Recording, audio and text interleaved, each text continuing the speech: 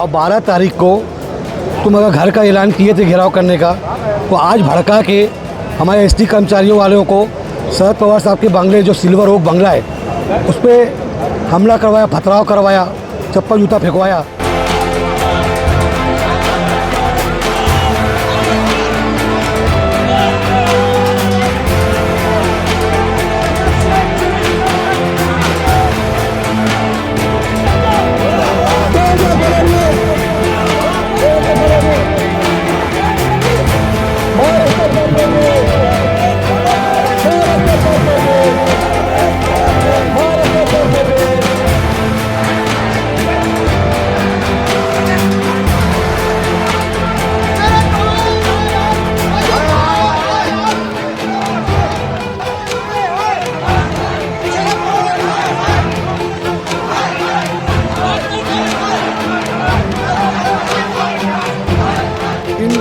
दलालों को, भड़ों को हम चेतावनी देते हैं। सदावर्ती एडवोकेट को, प्रवीण डेरेकर को और प्रसाद लाड को, और तो सबसे बड़ा रोल पीछे से खेला है, बहुत ही गंदा खिलौना।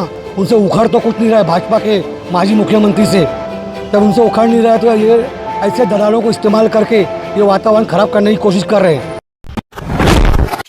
अगर अभी तक आपने द वॉइस को सब्सक्राइब नहीं किया है तो प्लीज़ अभी सब्सक्राइब करें। हमारे इस वीडियो के स्पॉन्सर है फूड कॉर्नर, जो कि मशहूर है अपनी सी फूड थाली के लिए।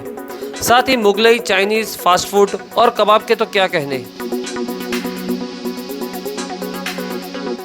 टाइम पास के लिए चाट काउंटर, फ्रेश फ्रूट जूस, गोला काउंटर और पान बहार। फैमिली की एक शाम कीजिए फूड कॉर्नर के नाम, एट बागी Yusuf, Nashik road, Chavindra, Bhiwandi. Hello friends, मैं फिरोज मेमन, द वॉइस में सभी का स्वागत है। फिलहाल हम आए हैं भिवंडी जकात नाके पे, एनसीपी ऑफिस के ठीक नीचे। यहाँ पे एक धरना प्रदर्शन होने वाला है। मैं आपको बता दूं कि आज एनसीपी सुप्रीमो शरद पवार जी के घर पे कुछ पथराव हुआ था, कांदे बटाटे आलू फेंके गए थे।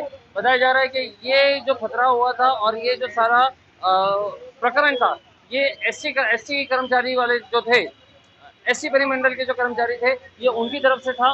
लेकिन यहाँ पे जो बातें हो रही है, बताया जा रहा है कि कहीं ना कहीं इसके पीछे बीजेपी का हाथ है, बीजेपी महाराष्ट्र का हाथ है, पूर्व मुख्यमंत्री महाराष्ट्र के पूर्व मुख्यमंत्री देवेंद्र फडणवीस का हाथ है इसके अंदर।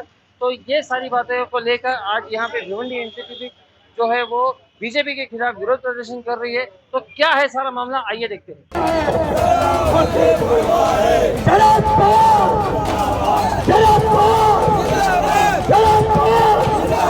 बीजेपी सरकार, बीजेपी सरकार, बीजेपी सरकार, बीजेपी सरकार, बीजेपी सरकार, बीजेपी सरकार, बीजेपी सरकार, बीजेपी सरकार, बीजेपी सरकार, बीजेपी सरकार, बीजेपी सरकार,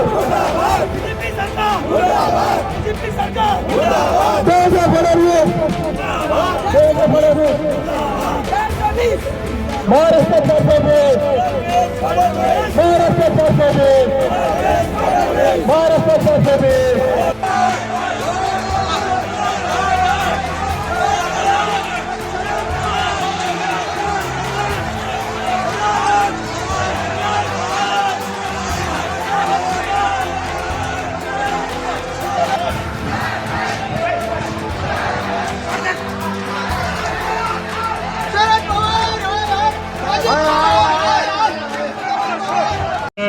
सत्कार करण्याचा त्याला आम्ही निघालेलो आज विषय काही घडलं त्याच्या संबंधी आश्चर्य व्यक्त करायचं कारण नाही.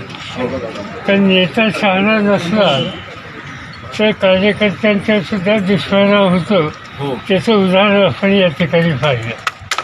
आज ज्या पद्धतीनं महाराष्ट्रामध्ये राजकारणामध्ये मतभेद असतात, संघर्ष असतात, पण टोकाची भूमिका घेण्याची परंपरा महाराष्ट्राची नाही.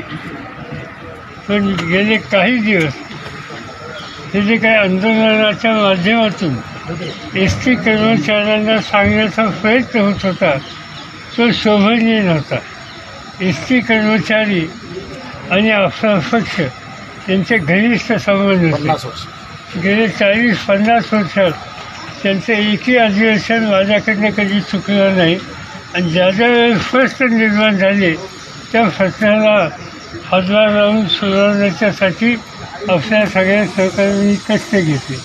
एसटी बस के कर्मचारी काफ़ी महीनों से आज़ाद मैदान पे आंदोलन कर रहे थे और उनका निर्णय हाईकोर्ट का कल जो उनके खिलाफ आया उनमें एक थोड़ा आक्रोश था. आज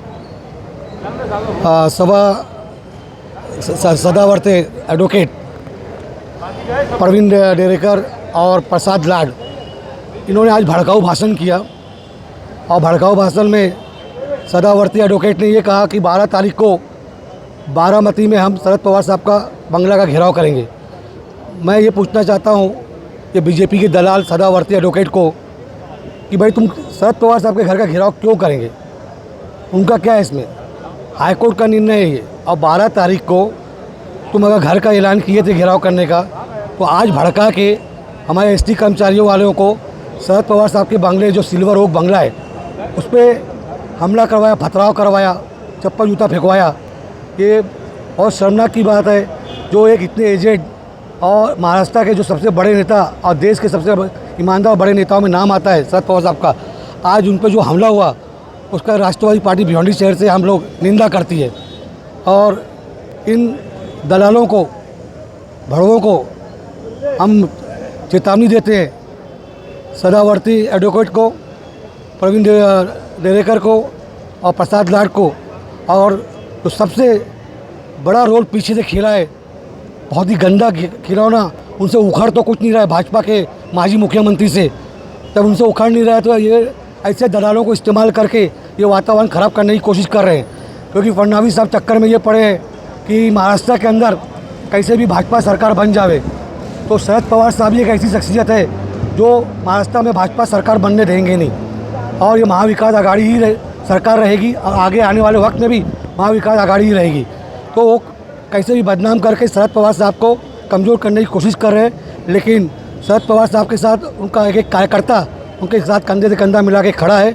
अगर ऐसी घिनौनी हरकत आगे करने की कोशिश की तो इसका जवाब, करारा जवाब मिलेगा भाजपा वालों को. मैं चैलेंज करना चाहता हूँ, अगर मर्द हो तो आगे सामने से लड़ो. ये क्या ईडी, CBI ये सब बेच के हरकत करते हो? मर्दों जैसा लड़ो, ये सब हरकत बंद करो. और जो आज ये भिवंडी शहर के राष्ट्रवादी के जो कोटरगेट शाही गुलाब वाले मोहम्मद भाई का ख्वाजा गरीब नवाज जूस सेंटर, जो कि मशहूर है अपने ही बनाए हुए फ्लेवर्स केसर, शाही गुलाब और बजूरिन के लिए, जो आपको मिलेंगे कोटरगेट मस्जिद, इमाम अहमद रजा रोड, भिवंडी.